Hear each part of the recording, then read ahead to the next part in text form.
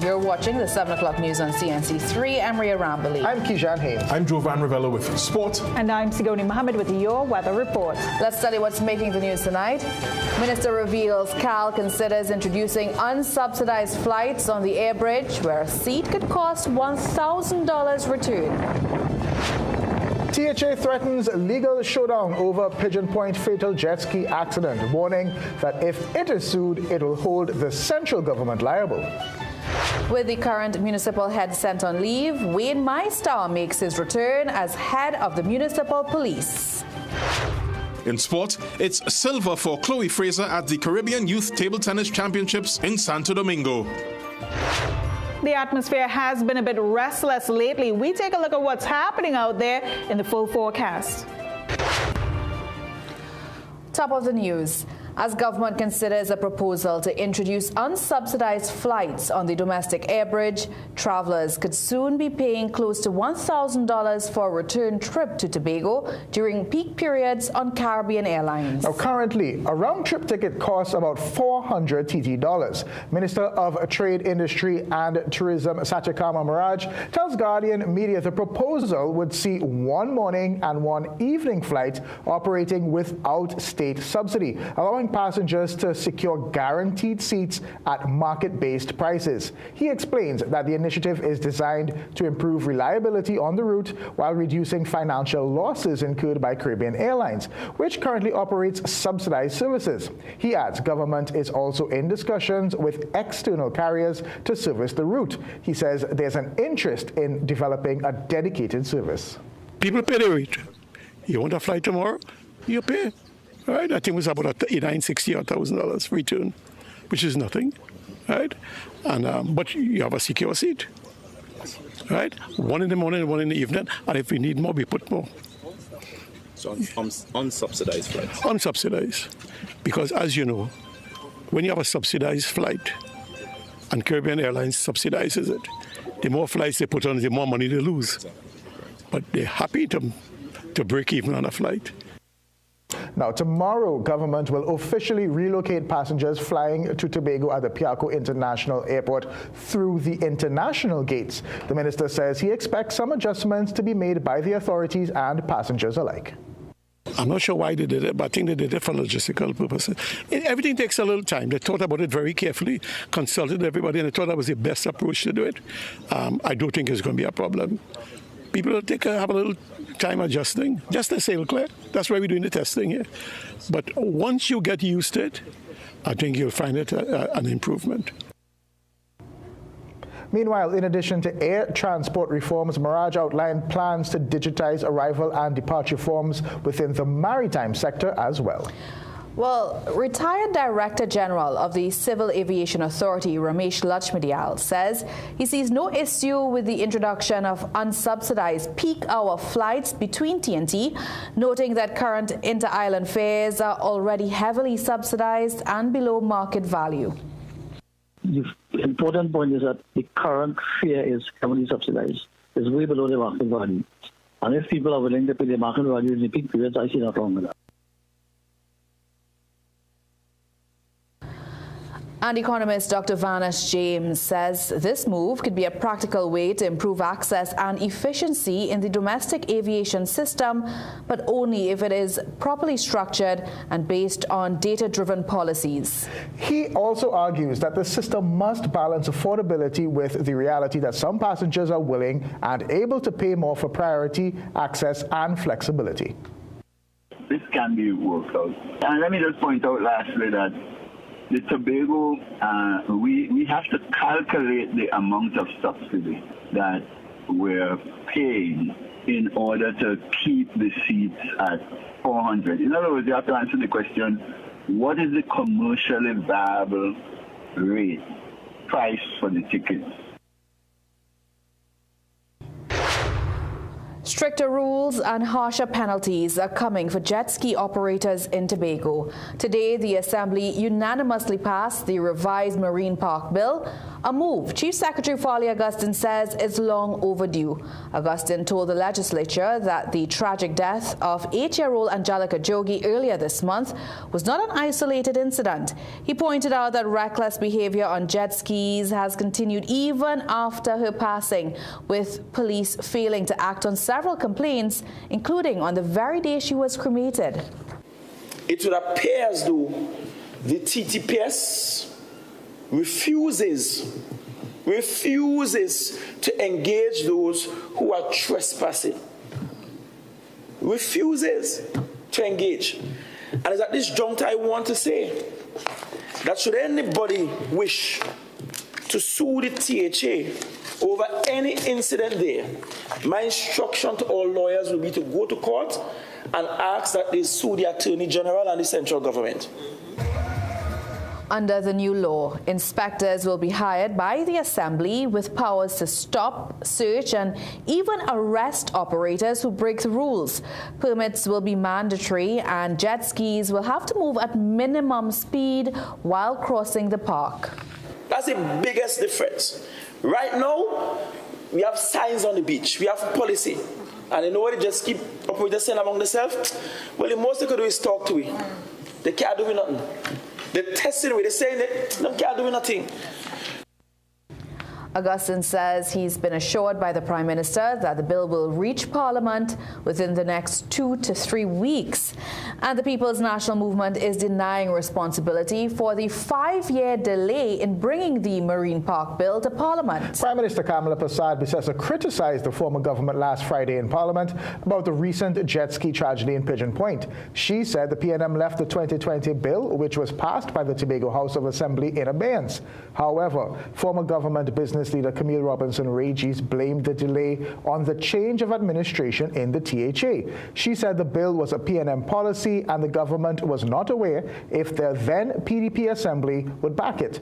But Deputy Chief Secretary Dr. Faith Brepner is dismissing that explanation, saying the bill was passed unanimously by the Assembly.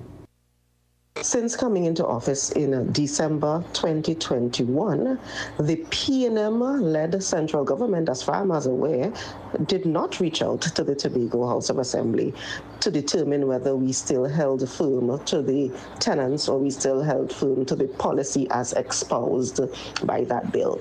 So indicating that they did not know or that we had a different policy is disingenuous, to say the least. Assistant Commissioner of Police Wayne Meister is being named as the new head of the TNT Municipal Police Service. Well-placed sources tell CNC3 News that he replaces ACP Surendra Sagram Singh, who was sent on administrative leave earlier this week. The changes come in the wake of investigations into the murder of Corporal Anuska Eversley and the theft of an undisclosed number of firearms and ammunition from the San Fernando Municipal Police Headquarters on Sunday. The 42-year-old WPC was found strangled and beaten inside the station, while the armory safe had been emptied. Police say 43 guns and more than 900 rounds of ammunition have since been recovered. 10 people, including 2 municipal officers, remain in custody. Investigators were given the go-ahead to charge a 28-year-old colleague of Eversley's with her murder on Tuesday night by the Director of Public Prosecutions, Roger Gaspard. But the Claxton Bay officer is yet to appear in court. He was also expected to be slapped with a slew of charges, including robbery with violence, trafficking in firearms, and possession of ammunition.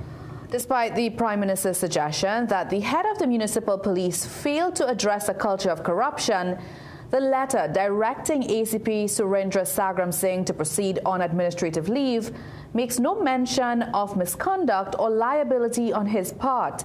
CNC3 News obtained a copy of the letter that stated, to preserve the integrity of the ongoing investigations, he is to refrain from reporting for duty but will be given full pay. The letter then goes on to say, for the avoidance of doubt, this measure is administrative and precautionary in nature and does not constitute a finding of misconduct or liability on his part.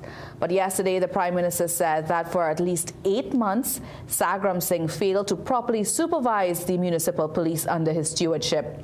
Now, ACP Sagram Singh is the father of former PNM Minister Renuka Sagram Singh Suklal, but the opposition leader does not think he's being unfairly targeted because of his daughter. I don't have any evidence of that. Okay? He is in charge. We have to at least trust the process. At least. Because we don't have the information. We have what is in the public domain. So I cannot say that I have evidence that it's politically motivated. However, Beckles said the party will keep monitoring the situation. And serious questions are now being asked about how firearms linked to the murder of Corporal Anushka Eversley were managed, with concerns that poor record keeping could complicate the investigation. Sources say not all weapons in the police system may have been properly logged, making it harder for investigators and Crime Stoppers to match the recovered guns to those stolen. Information reaching CNC3 News points to possible lapses in the handling of the armory, with claims of weak inventory controls and even allegations of firearms being sold off in pieces.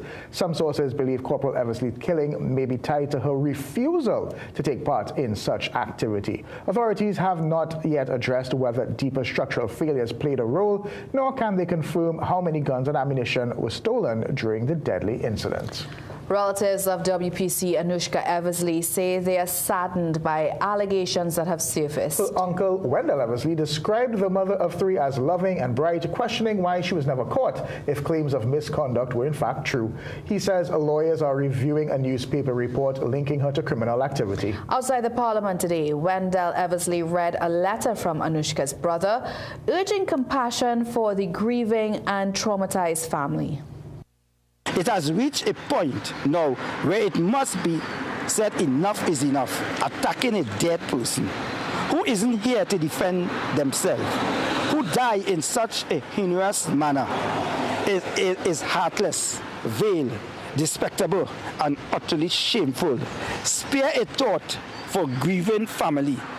Shall we? And how these allegations affect them, because that's all they are. He added that her eldest daughter is preparing for CAPE exams in 2 weeks and fears the impact of her mother's death. Anushka's funeral will be held on Monday. And as the probe continues into the deadly heist continues, we asked, are you satisfied with how police are handling the investigation?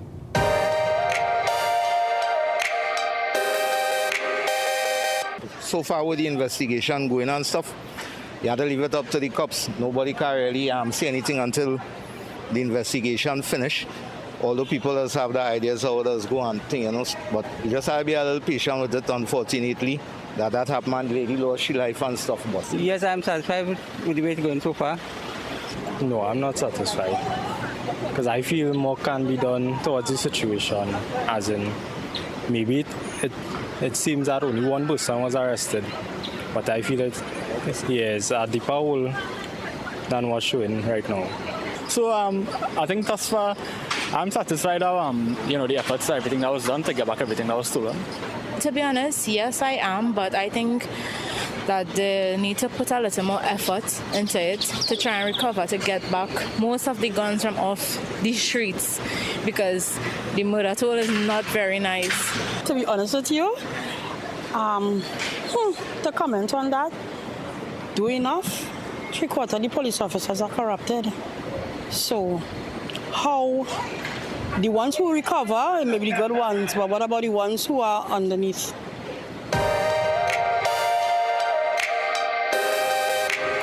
We're still to come in the news as we examine the government's first year in office. We look at food prices. Did they go up, down, or remain the same?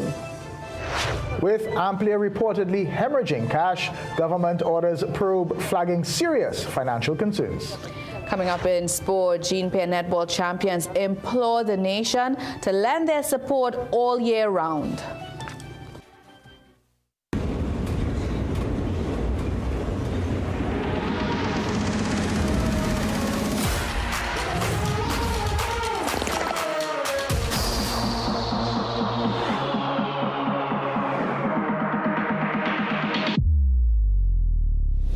Into this.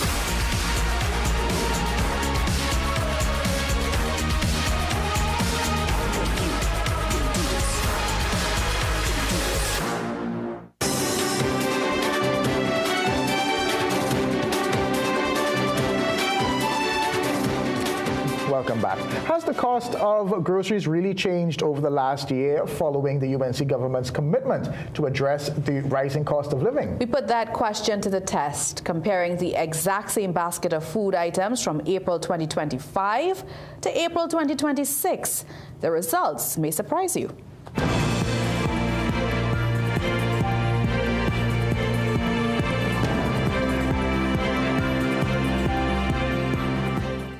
This side-by-side comparison of a standard basket of groceries shows that while some food prices have shifted over the past year, the overall cost of living remains largely unchanged. A check found that in April 2025, the basket cost $358.47 compared to $362.47 in April 2026, a modest increase of $4. The comparison was done using the exact same items, brands, and quantities, offering a snapshot of how supermarket prices have moved 1 year later. As shown in the basket of goods in the example, the increase in overall cost of the grouping represents a 1% rise, which is in line with national inflation data. A closer look at individual products reveal a mixed picture. Some items recorded noticeable increases. Flour rose from $12.99 to $15.99, while cheese climbed from $31.99 to $36.99, making them among the biggest contributors to the higher overall total. President of the Supermarket Association, Biondi Bechu, says these increases are not irregular. It isn't a blanket rise. As you can see, it's being led by individual products within the grouping that have their own supply chains and input cost pressures. But there was a slight relief in other items. Cooking oil dropped from $21.99 to $18.99, and salt dipped by $1. For most staples, however, there was no change at all. Prices for rice, bread, eggs, milk, sugar, chicken and several other core items remain steady year on year. While a few items have become cheaper, increases in others effectively cancel out those gains, leaving the final bill slightly higher.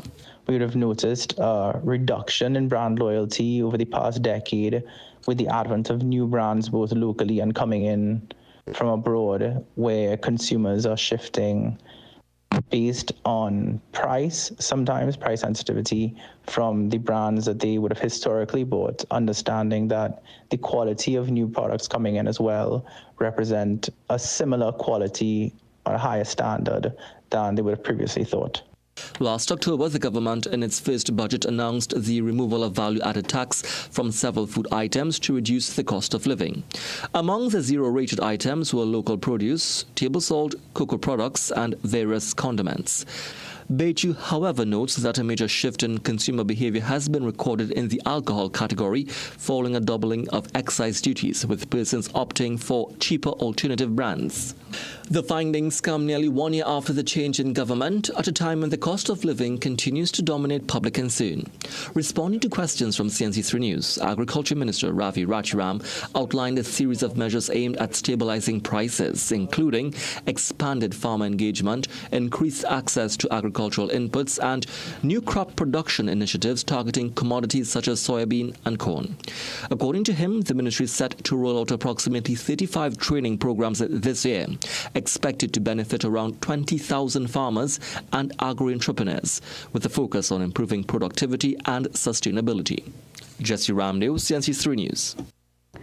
Digital payments are expanding in TNT, with new systems targeting public transport, government services, and vulnerable groups. Meanwhile, Public Utilities Minister Barry Padarath plans to investigate Amplia Communications amid concerns over its financial performance. Andrea Perez-Sobers tells us more in tonight's Business Watch.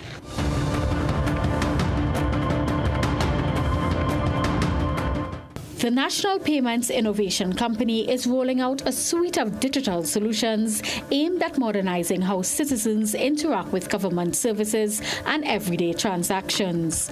Manager of Payments Dion Williams says among the key developments is the digitization of services through GovPay, allowing payments for government transactions via kiosks, point-of-sale terminals, and online platforms. In concert with the Ministry of the People, Social Development and Family Services. We are in stream for disbursement of pension grants, disability grants, both for minors, other relief grants, reducing administrative time, processing, and of course eliminating check printing, mailing, and all the associated concerns with check fraud. Chairman of the company, Dr. Nigel Fulchan, explains to Business Watch that innovation is being driven by focusing on underserved groups. There are systems in place currently. Let's look at the checks. We are printing 40,000 checks right now. Some pensioners are using the direct deposits, but a lot of them still require the check. But there's a system in place in social development to help even cash a check.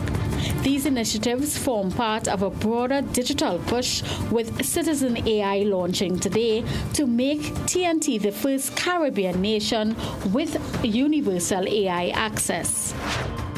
Turning to other business news, a probe is to be launched into Amplia Communications Limited following the immediate departure of former General Manager Sean Clark.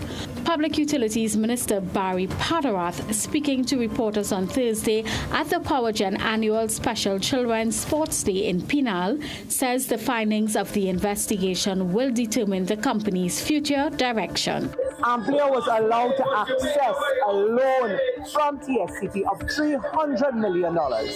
So therefore, they bought the company at a much inflated price and then gave a loan from TSCT. So therefore, the minister at that time will have to answer.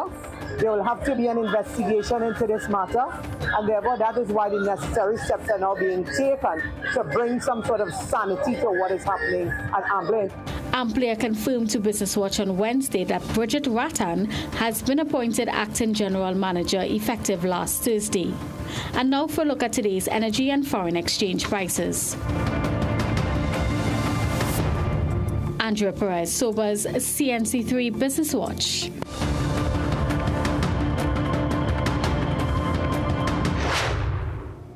Opposition Chief Whip Marvin Gonzalez says government's planned mass rally this Saturday should be called awake. At an opposition media briefing today, he also raised concerns about parliamentary procedure and a senior state appointment. Gonzalez complained that Parliament will not sit on Friday, despite standing orders indicating that the fourth Friday of each month is reserved for the opposition's business. He said unsuccessful efforts were made to contact government officials, including messages and a formal letter to the leader of government business for clarity on the next session. He accused the administration of prioritizing political activity over governance and issued a warning to Prime Minister Kamala Persad-Bissessar. That if she continues to push us, the dam will be breached and the ground will not be able to take the water when that dam is breached. And the ground will have its final say. The ground will have its final say. The opposition chief whip is also questioning the appointment of Nicholas Kanai as CEO of the MTS, asking whether the position was advertised and whether political affiliation influenced the decision. However, responding to CNC3 News, Public Utilities Minister Barry Padarath dismissed Gonzalez's claims, defending the government's handling of parliamentary business. I had that conversation with him yesterday.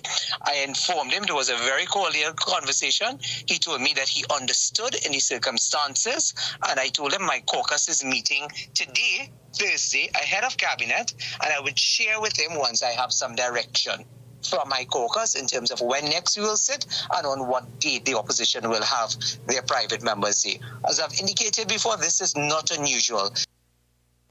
Padarath further rejected Gonzalez's claims of political favoritism in relation to the appointment of Kanai. He noted that he is serving in an acting position and advertisements will go out soon. PNM Senators Janelle John Bates and Faris Al-Rawi will find out whether they'll be stripped of their seats in the upper house next week. Both senators are under scrutiny, with John Bates already removed from a parliamentary committee amid allegations she compromised its integrity by editing a witness statement for former Health Minister Terence Dial Singh. Meanwhile, Senator Al-Rawi may not have been a member of the committee, but there are concerns over whether it was improper for a senior figure to assist a witness. Today, the opposition leader said she has received reports from both and will make a decision next week. This will be one of the biggest decisions Beckles will have to make since becoming political leader, but she said she feels no pressure. Yes, people will put you under a lot of pressure. People will give you all sorts of recommendations that I'm getting. But at the end of the day, it's my decision. It was my decision to appoint her. And whatever decision I make will still be mine. But it doesn't mean that you can't have the benefit of, talking to your colleagues as well as reading all the different suggestions and so that you get from the newspaper and from other people. In response, Leader of Government Business in the lower house, Barry Padarath, warned that if the two senators remain in the upper house, the government will pursue the matter both inside and outside the parliament. Okay, still to come in the news. Laramie Community Center gutted by fire. Investigators believe it's arson.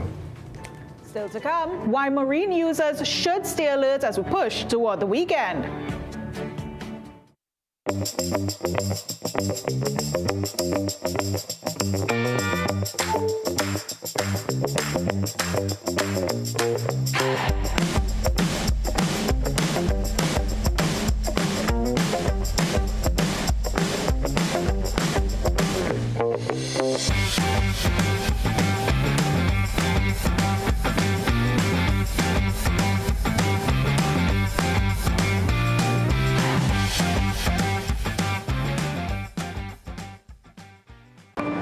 Hey, man.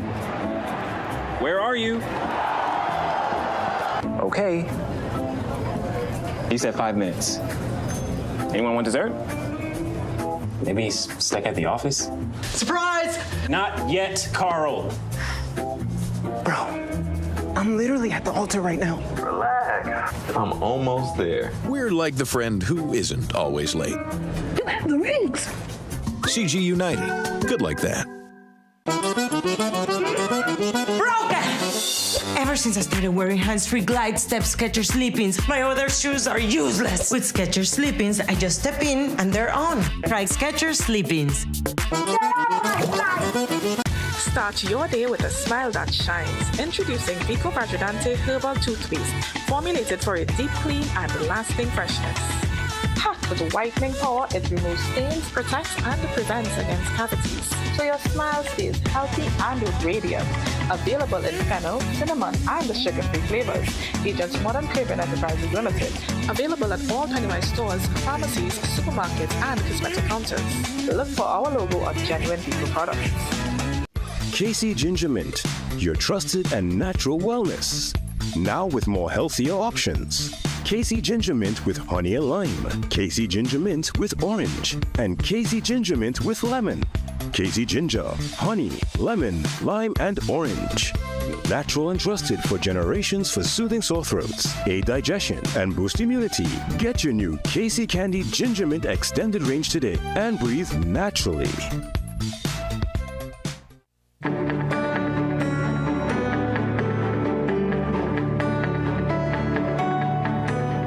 Welcome back. Let's go straight to the weather with Sigoni. Sigoni, we understand that we live on a small island. Yes. But you can have so many different types of weather at the same time. Yes, we can. And today we actually saw some of that, which we got from our live cameras, which I want to show you guys this evening. Because it's quite interesting when we have showers and thunderstorm and that kind of activity happening. But then when we look at what's going on, and this was at 5 o'clock today, on the western side of Trinidad, we have a man walking through flood water on the highway, which subsided quickly. Then we moved over to the north central region, and it's pouring rain, cloudy skies. But if we move to South Trinidad, umbrellas out, people going about their business, wipers moving quickly over the vehicles, and then in Arima, partly cloudy pockets and not a single drop of rainfall. And all of this happened at 5 o'clock today. Just to give you an idea of what's happening out there, not everywhere is experiencing the same thing. western Trinidad covered with cloud earlier this evening, and now it's clearing out but still partly cloudy, whereas earlier eastern Trinidad, partly cloudy pockets and not a lot of rain shower activity, while isolated thunderstorms were happening on the southern portion of the island. Tobago remained under cloud cover with some shower reaction, and into tonight's forecast, while conditions are clearing out, it's still partly cloudy out there. We'll see showers picking up in a few areas, especially across the southern portion and in a few isolated areas of Tobago, with temperatures remaining relatively cool as we go through this forecast period. But then into tomorrow's outlook, what we notice is that temperatures run warm yet again, and we have variable cloudiness. So sunshine peeking through, and then cloudiness, some partly cloudy to very cloudy pockets developing at times, with showers and isolated thunderstorm activity yet again in the forecast for those of you along northern portions of the island, western, southwestern, and even central Trinidad, likely to get heavier downpours that could bring with it gusty wind action or stronger winds and the possibility of localized street or flash flooding, which you saw in that image earlier. So we could see some more of that activity as we go through this outlook. For those of you heading offshore though, not much of a change here. Conditions remain slight to moderate with east to southeasterly winds, waves approaching 1.5 meters in height, no significant marine weather activity, right? But because of those scattered showers and isolated thunderstorms we're seeing tomorrow, we could see a slight chop in the forecast, especially for those of you with a small craft and any sea bather. Pay attention when you're heading out there. I live close to Tumpuna Road, right? My mango trees could have used that rain. It could have. Maybe tomorrow it will get some. Yeah, but the flowers will fall off the tree. I know, but I wanted to start blooming. I could bring you for you all. Thank you very much. We'll hold you to that. Thank you so much, Sigoni. Thank you. Let's take a break. We'll be right back. Get a free pair of polarized sunglasses with the purchase of new Gen S Transitions lenses with anti-reflective coating and frames. Selected designer frames now just $4.99 with additional promotions. Hurry, limited time only at Seaview Optical. At Cruise Inn Hotel and Yachting Center, we're all about time. In fact, once you check in, there's no time to lose. Reconnect with a little family time. Make a splash with some pool time. Spend some treasured quality time, or just immerse yourself in some quiet time. Indulge your senses at dinner time. We even have the perfect venue when it's your celebration time. So it's high time you visit Cruise Inn. Choose our day pass or call 607-4000 to make your dinner or hotel reservations or to find out more about our event spaces. Take a time out at Cruise Inn Hotel and Yachting Center.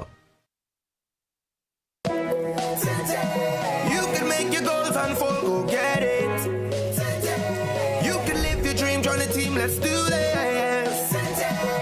You can get the help you need to succeed with Rand Credit Union. You can believe that you can achieve. Big goals, small ones too. Rand Credit Union, we've got you. No more waiting, that won't do. Make someday today. One life, so make it good. Live the way you know you should. With Rand Credit Union, yes you could. Make someday today. Live your best life today with Rand Credit Union. If you could see what the future holds, you'd see that while things change, you've still got it. You are strong, resilient, inspiring, and you won't be defined by time. You'll own every minute of it because you were made for more. Discover how Alive multivitamins by Nature's Way help you age vibrantly.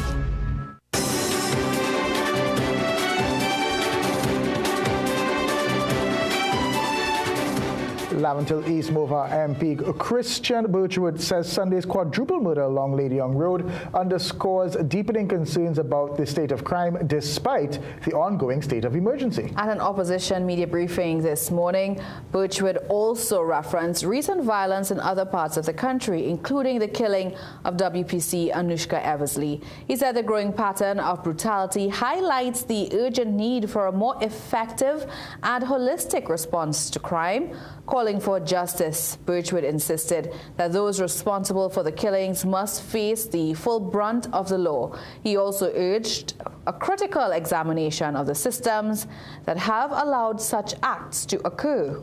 Such powers are to be used sparingly in truly exceptional situations. But today, we risk normalizing what was meant to be extraordinary. And that by itself is a dangerous path to take. So we must be honest with ourselves. Birchwood also lamented the challenges facing his constituency, revealing that nearly 48% of residents require food assistance, while more than half of his engagements involve concerns about unemployment. He argued that these underlying issues must be addressed as part of any serious crime-fighting strategy. One man is hospitalized with gunshot wounds after an incident in East Port of Spain last night.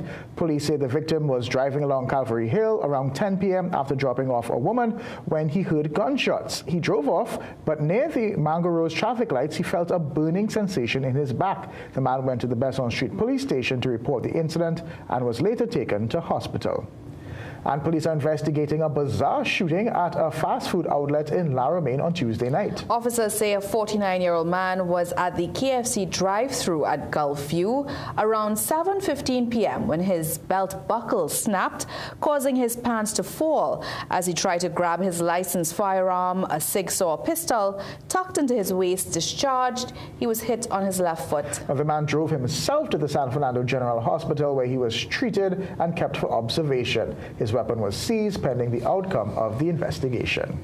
Now, arson has not been ruled out in a fire which partially gutted the La Romaine Community Center yesterday. The blaze occurred sometime after 5 p.m. and destroyed the annex, which contained electronics, furniture, and documents. CNC3 News was told that the center has been closed for almost 7 years due to dilapidated conditions and asbestos, which posed health risks. But the annex was still being used for village council meetings. With that space gone, residents are appealing to the authorities for renovations to commence at the community center.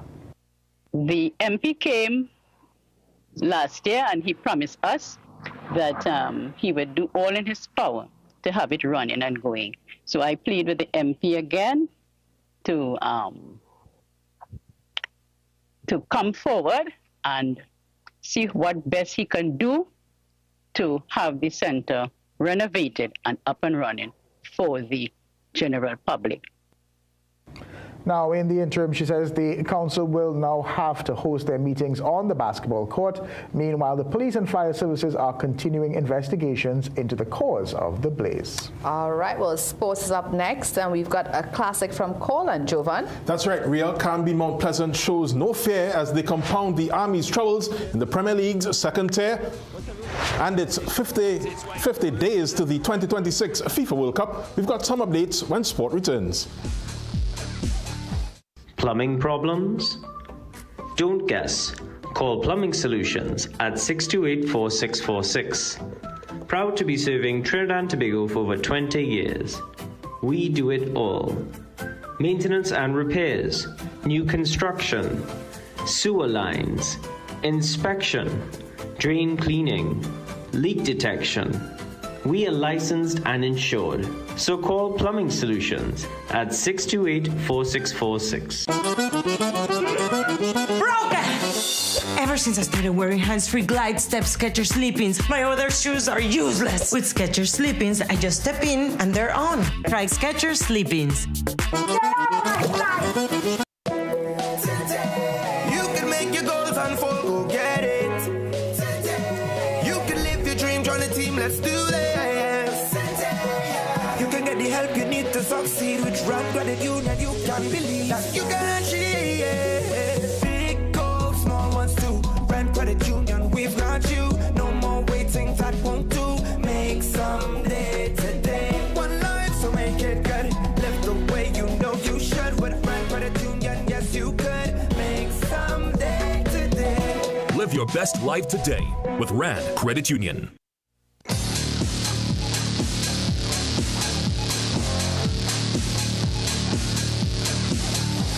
Welcome back. It's time for sport. Chloe Fraser won her second silver in as many days in a tense finish to the Under-19 girls singles final at the International Table Tennis Federation's Caribbean Youth Championships in the Dominican Republic a short while ago. It was Fraser's second silver in the tournament in 3 years. This time, Antigua and Barbuda's Stuti Kashyap won the marathon final 13-15, 9-11, 11-8, 11-9, 11-9, 11-13, 8-11. On Wednesday, Fraser and Jordan Thong won silver in the under-19 doubles, and the pair with Jana Mohammed took bronze in the team competition on Saturday. Earlier in the day, Mohammed won girls under-15 bronze when she was eliminated in the semi-finals of that section. Now, in the TTPFL's second tier, Canby Mount Pleasant welcomed last year's champion Defence Force to Tobago's west coast. Here's more. After 11 matches, 2025 champions Defence Force remained a shadow of their last season selves, sitting 9th in Tier 2's 10-team Division 1. Last evening's hosts, Canby Mount Pleasant, meanwhile strode out onto the Corland ground, just 7 points adrift of Leaders Police. The contrasting form books told almost instantly. In the second minute, Nave Roach, cool as you like, left his defender chasing shadows before poking Canby Mount Pleasant ahead. What can Roach do? Roach! Army keeper Christopher Biggett had to scramble to keep the hosts out as the half came to a close. His brilliance both times of asking the difference. Oh, that's a mighty save here by Biggett. In the second half, the Tobago side still looked in control. Darian Moses went for glory with options on either side of him, much to the annoyance of Canby MP head coach James Thomas on the sidelines. Army had a rare chance on the hour mark, however, Shaquille John saw his volley smothered by Jonathan Thomas. With the Defence Force pressing their area, Roach was afforded more space at the other end, but Biggett stretched to deny him. Thomas' remonstrations a dead giveaway that he was not pleased. Roach would not want to look at his dugout after another good chance went to begging. Biggett again coming up big. Roach, saved by Biggett. In the very same play, his Route 1 clearance fell to Josiah Superville, whose own speculative effort was just as hopeful, but paid off. A 78th minute equaliser, celebrated like a winner, 1-1 in Corland. Roach had yet another chance to secure all 3 points, but his biggest stumbling block, Biggett, was again there to ensure it ended honours even. Good stuff there in the Tier 2. Now, National Under-16 goal shoot Kirlene Lara is calling for more support for Trinidad and Tobago's netballers. Lara was part of this country's National Under-16 team that retained the Jean Pierre Caribbean Under-16 tournament at the UESPEC last Friday. I would like to see the support from everyone overall, just like how everyone came out to support us in the Jean Pierre tournament. I think that they should also be there in the crowd for the smaller tournaments, like example the Port of Spain League, because they are watching us grow and develop, even though it is a smaller tournament. And yeah. Tournament MVP Kelsey Gardner recalled the thrill of playing in front of the home fans as they retained the trophy they won last year in Grenada. The experience was great because we played in front of lots of people, and it was very honored to play on home soil and just to look up in the stands and see everybody cheering on and stuff. Nice. It was a lot different because it was more of our people cheering, and it was just great to be playing on home soil. Lara and Gardner were guests on today's Morning Shot with Ian Wason. Now, May Mountain Bike Madness will take over Tobago once again with the 2026 event to be held from May 1st to the 3rd. Each year, the rolling hills in the village of Arnoursville come alive as daredevils of all ages and abilities take on the cross-country and enduro versions of the sport. Organizer Eamon Healy Singh stopped by our studios recently, where he expressed his sincere desire to continue expanding the event and the sport by extension. We already have Bajan riders, a couple from St. Vincent. I'd like it to move to a sort of regional circuit maybe and be a sport tourism event where we draw in a lot of internationals. We had some last year, and that's the vision really for the next few years. Last year we had 236 entries between the cross country and the enduro. If we could get anything like that, I'd be very, very pleased. We're trying to bring out families together, fathers, sons, mothers, daughters out, to experience the cross country, and then the Sunday will be the Nationals Day. That is experts only.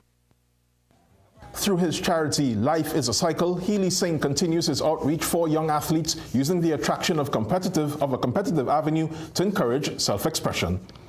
I remind you, it's an Olympic sport, it's a Commonwealth Games sport, and it's very accessible for our young people, and they maybe are more drawn to that than the team games or the more structured kind of coach-based games. It's an individual expression sport. So I'm hoping that we get lots more kids involved. We have a charity that's reaching out to young people to get on a bike and come out in the nature. Now, in a sport-related matter, former national discus thrower Quincy Wilson has lost his compensation claim over an injury he sustained at the National Open Senior Championships in 2019. Justice Nadia Kangaloo found that Wilson had failed to prove that his slip at the Hazley Crawford Stadium in July of that year was due to the N3A's acts or omission. She found that the accident could have been as a result of rain on the day or the event or a technical error by Wilson. Through the lawsuit, Wilson was seeking compensation for medical treatment and rehabilitation, as well as for lost financial opportunities. Now, with just 50 days remaining until the FIFA World Cup 2026 in the US, Canada, and Mexico, we take a look at some of the latest developments ahead of the most wonderful time of every 4 years. FIFA has no plans to replace Iran at this summer's FIFA World Cup 2026, despite a proposal suggesting Italy take their place. The idea, raised by Italy's Paolo Zampoli, United States Special Representative for Global Partnerships, was quickly dismissed, with FIFA President Gianni Infantino confirming Iran is coming for sure. Barcelona confirmed he will undergo conservative treatment, ruling him out for the rest of the La Liga campaign, in which the Catalonian side currently sits top of the table. Despite the setback, Yamal remains optimistic, saying he'll come back stronger, while Spain will be hoping to have him fully fit for their World Cup group stage matches in June. Samaki Felician, CNC3 Sport. Now let's take a look at international sporting developments.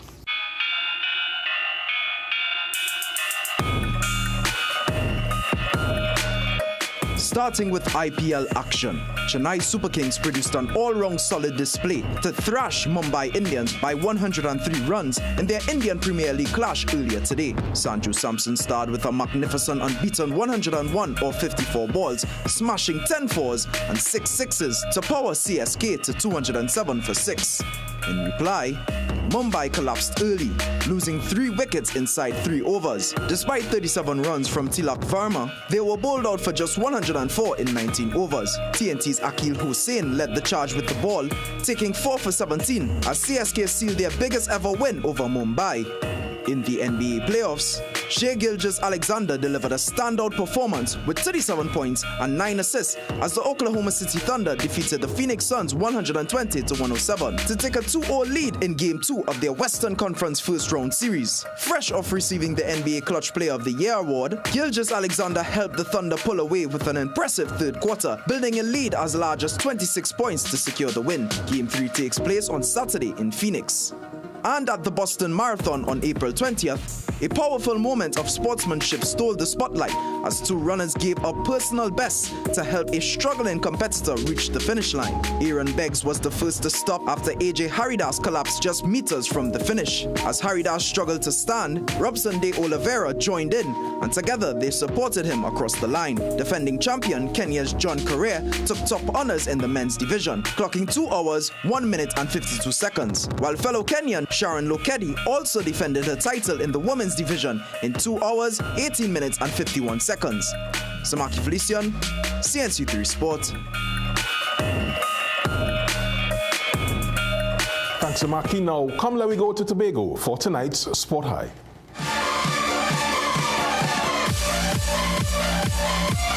Nave Roach came to Colin to cause it against the Army. In minute 2, he fit his defender for a new sombrero before calmly cushioning Canby Mount Pleasant into the lead. The cap, the finish, the audacity. Nave, for your silky smooth skills, you earn tonight's CNC3 Sport High. That's it for sport, guys. Thank you so much, Jovan. Let's take a break. We'll be right back. Recession have you down? Don't lose hope. Head on down to Tire Clinic for the recession deals. Big savings with our road hazard warranty on Dunlop, Sumitomo, and Falcon tires. Available at Tire Clinic, Cuba, Chaguanas, and Pleasance Park. Tire Clinic, a tire for every need. Call 636-8973 or 636-2958. Struggling with blood sugar swings, high blood pressure, or stiff joints? Take control with Aja Nutrition's powerful wellness trio. Berberine Plus supports healthy blood sugar. Blood pressure support helps keep your pressure in check. And Joint Aid keeps your joints moving so you can stay active every day. Don't wait. Choose Aja Nutrition for trusted, effective solutions. Available at Pennywise and leading pharmacies nationwide. Feel better, move better, live better with Aja Nutrition. Dress like you mean business. At The Working Woman, we bring you stylish, professional looks made for the modern woman. From casual to formal workwear, we've got your professional wardrobe covered.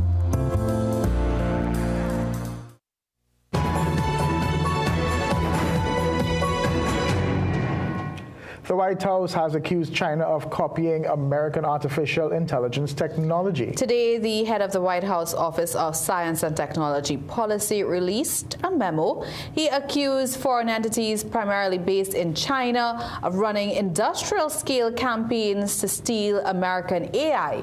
The U.S. and China have been locked in a race to build the most sophisticated and advanced AI technology. The Trump administration said it plans to share information about China's actions with AI companies in the U.S. It also plans to explore ways to hold foreign actors accountable. In February, American AI company Anthropic announced it identified the campaigns run by Chinese startup DeepSeek and 2 other AI labs. From here, we take another short break. Stay with us right here on CNC3. You can make your goals unfold, go get it. You can live your dream, join the team, let's do this. You can get the help you need to succeed with Rand Credit Union. You can believe that you can achieve. Big goals, small ones too. Rand Credit Union, we've got you. No more waiting, that won't do. Make someday today. One life, so make it good. Live the way you know you should. With Rand Credit Union, yes you could. Make someday today. Live your best life today with Rand Credit Union.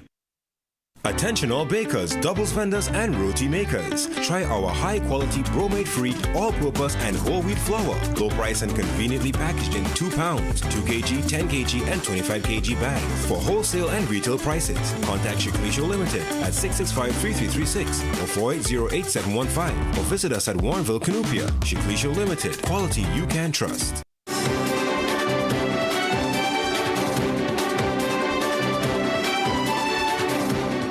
Maritime attorney Nari Alfonso says additional resources will be needed to adequately secure TNT's coastline. On CNC3's Morning Brew program today, Alfonso referred to a recent seizure of marijuana at the port of Port of Spain, where she thanked the police for their vigilance and efforts in curbing narco-trafficking. She maintained that while legitimate ports of entry were often used to smuggle large quantities of contraband, illegitimate ports also require significant surveillance. Once the Coast Guard is not properly equipped in terms of men and women and vessels, then of course you have an issue that is going to be largely either not guarded or underguarded. And let us come into the 21st century. You don't need to have a Coast Guard vessel at at every bay and harbor and possible place that a smaller vessel can come in. What you need is, as what the new term is, intelligence. So intelligence would be radar capability in my view. Alfonso said these should work in tandem with the authorities in uncovering any black market or underground economies. The fraud squad is tonight warning the public about a rise in social media housing schemes that are costing people thousands and crushing their hopes of owning a home. In a joint statement today, the police service and the HGC say they are working together to raise awareness as fraudsters target people searching for affordable housing. Investigators say the scams often appear as fake Facebook ads, offering 2-bedroom homes at prices well below market value, Victims are then asked to pay upfront fees, sometimes as much as $12,000 to $13,000, using unofficial email addresses or WhatsApp-only communication.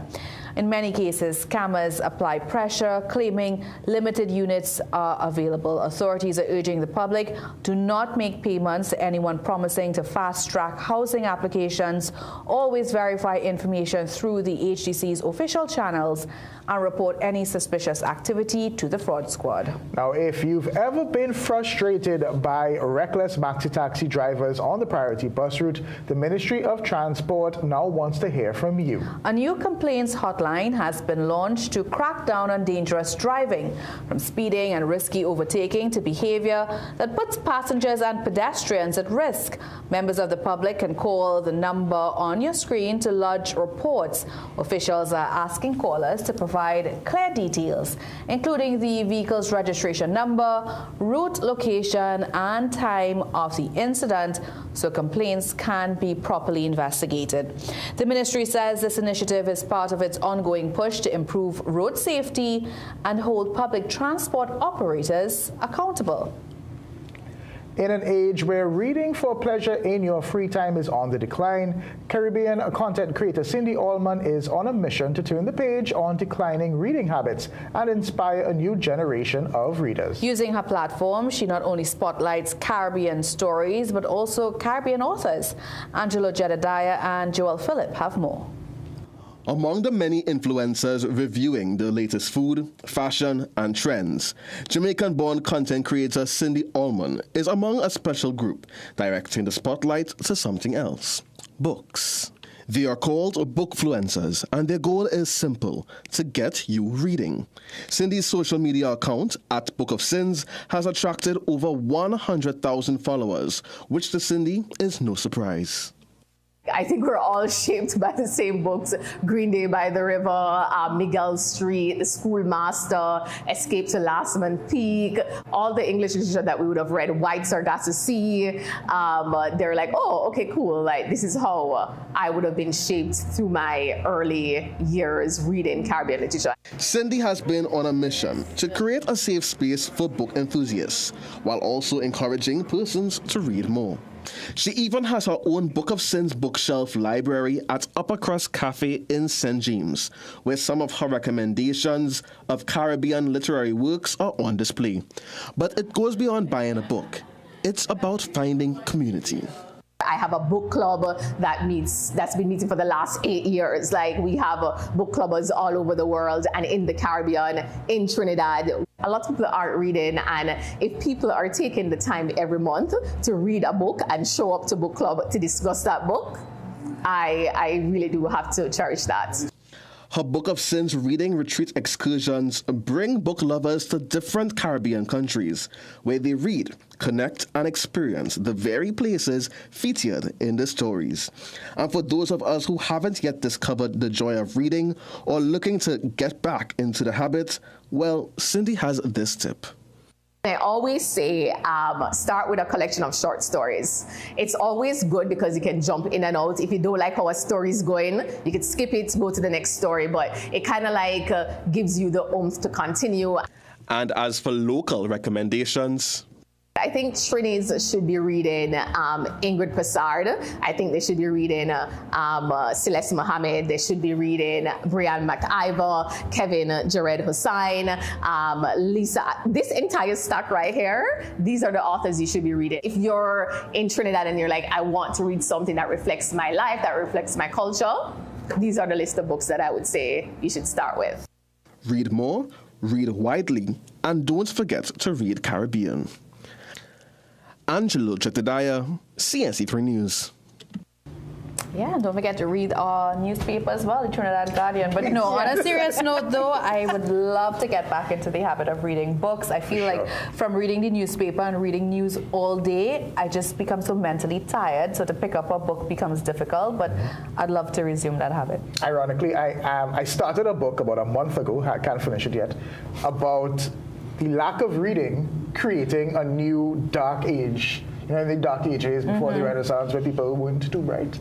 That's what I'm reading a book about now that I can't even finish it. Please finish it. Any favorite books, Joanne? I'm liking When We Were Birds by Ayana Banwo. She's a Trinidadian based in London. It's a very good book. Nice. What about you, Sigoni? I'm one of those people where when you open a book, I drop asleep. You have the drowsiness down. But we have to remember as well, our very own Ryan Bayeshew is a Caribbean author. Yes. Anyways, that's how we end the 7 p.m. news this evening. Thank you so much for watching. I'm Ria Ramboli. I'm Kijan Hay. I'm Jovan Ravello. And I'm Sigoni Mohammed. Do have a good night.